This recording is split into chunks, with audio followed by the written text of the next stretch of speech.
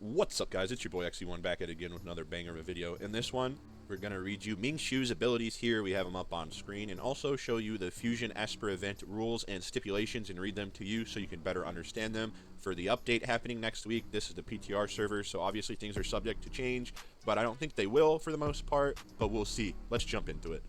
Ming Shuo, 5-star Shimmer Esper. Ming Shuo is determined to protect his family at all costs. His S3, Sky's Wrath, attacks all enemies 3 times, damage per hit, 90% of attack. After each of Ming Shuo's actions, ignores 15% defense when dealing damage up to 75%. Resets after enemy's active turn. So it looks like his rival runes or whatnot wants you to build him speedy. S2 here is consumes all HP to gain Thunderclad, converts consumed HP to boost C damage by 1.5 times, sorry. Last 2 turns. This ability's cooldown is not affected by anything. If Ming Shuo has accentuated upon revival, cast Raging Sacrifice. So they're really pushing the accentuated buffs in all the game modes. You know, Lu Sheng and Long G's accentuated buffs. Increase C damage by a multiplier. Here's Thunderclad's Golden Rim buff, by the way. What he gives himself after he S2s. Speed plus 300%. Damn. So it's like he'll have 300 speed just like Wu Yu. Immune to attack down, speed down, C rate down, and AP down effects. Immune to ability damage. Jesus. Immune to ability damage replaces with an invincibility for the same number of turns in non-PvP battles. So he's a falsetto Esper too? Because he can't die? I don't know. We'll have to see in live servers. Attacks one enemy, damage 90% attack, and you can enhance this when you ascend it to Ascension 3. His captain ability, by the way, increases ally speed by 25% in all content, so it's a universal 25% speed lead. Now, unfortunately, I don't have Everett R6 on the PTR server, and the PTR server, you can't really customize anything, so I'd have to farm him for like 10 hours straight to show you the Ming Shuo screen itself in-game on your My Control. However, I do have a picture of it that I'm going to show you after I read the info box button here in the top right. This info button in the top right is usually in all gameplay. It'll explain to you how to play that content and whatnot. If you see this here and you're confused, just click on it. It'll explain to you.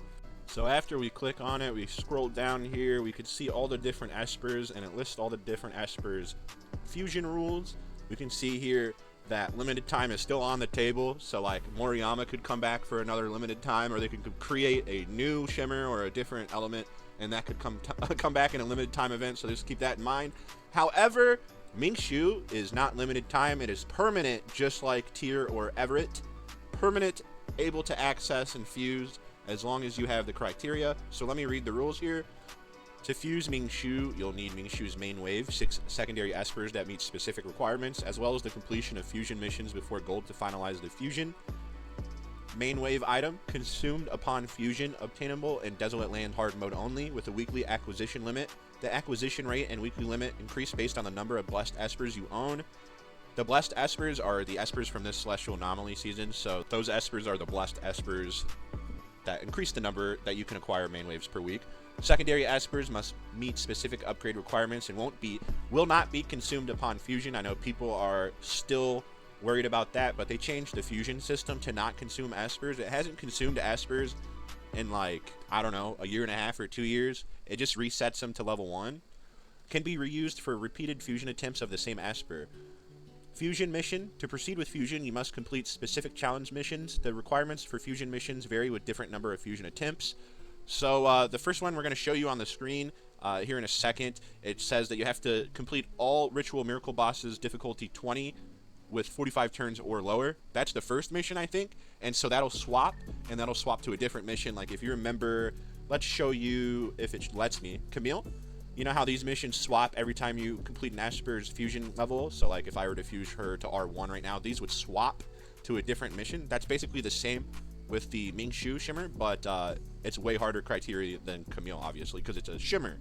I have a small correction. In an earlier clip, I said that the fusion mission, the first mission was clear all ritual miracle bosses, floor 20, with 10 consecutive victories, with less than 45 turns per battle. That's actually the second mission. PTR servers get the Espers early to test them out and whatnot. So it says Esper already acquired on the screenshot here. Esper already acquired. Fusion grants Esper Materia Residue, and a Starmon. So this is the second mission, actually. We don't know what the first mission is, unfortunately. I haven't seen that yet, so just wanted to put that out there.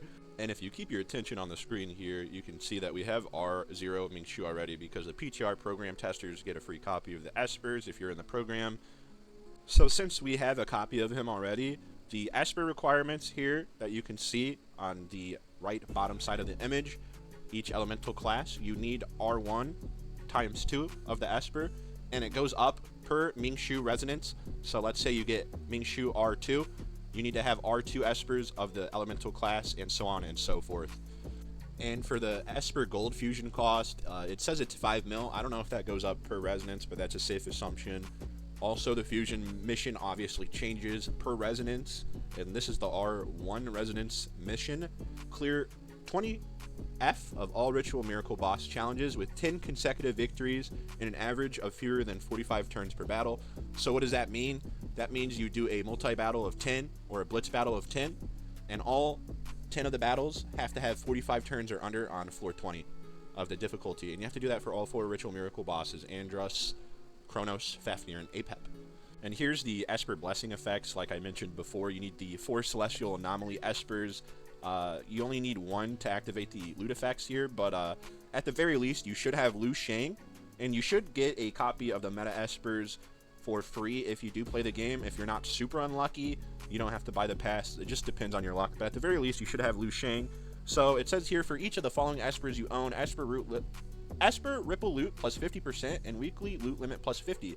The Ripple Loot plus 50% is actually pretty huge, because as you know, you have to farm hard mode Desolate Lands, and with the Ripple Loot percentage being this high, it makes sure that you can get in and get out and not have to spend all your stamina on Desolate Lands. Also, from what I can see, the Espers don't need max ability requirements. They just need Ascension Phase 6, so like the Sonic Waves that you get from Sonic Miracle, Ascension Phase 6, and the corresponding Resonance Phase, so like R1 for R1 Ming Shuo, R2 for R2 Ming Shuo, and so on and so forth. And here's his Ascension Phase 3 for his S1. Attacks one enemy, damage 90% attack. Upon a crit, Sky's Wrath cooldown -1 turn, so his S3 gets -1 turn cooldown if he crits with his S1. And also, I'm going to show you his max rival runes here. Here's his max rival runes, 235 speed. That's pretty decent considering his S2 is what it is. Well, we're going to have to see that in play and in actual practice on the live servers, though. So here's his max rival runes, and here's his Divinate 3 effects. If the bearer doesn't have Thunderclad at the end of their turn, 100% chance of increasing AP by 10%. So it looks like this dude's going to be taking a lot of turns with his speed and his rival rune speed and his Thunderclad speed buff. Here's his resonance phases. I'm not going to read them out. You can pause if you want to pause and read them.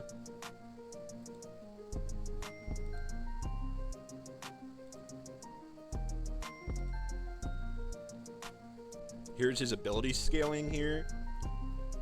S3's ability scaling. S2's ability scaling.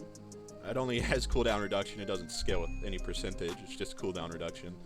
And S1's ability scaling, which does a lot of ability scaling here, from 110% damage to 180%. So that's a 70% jump in damage. Pretty huge. And that's been just about everything you need to know about Ming Shuo. Hopefully you guys enjoyed and you get some information out of it, and it lessens your panic just a little bit. And hopefully you guys have a good rest of your week, and peace out.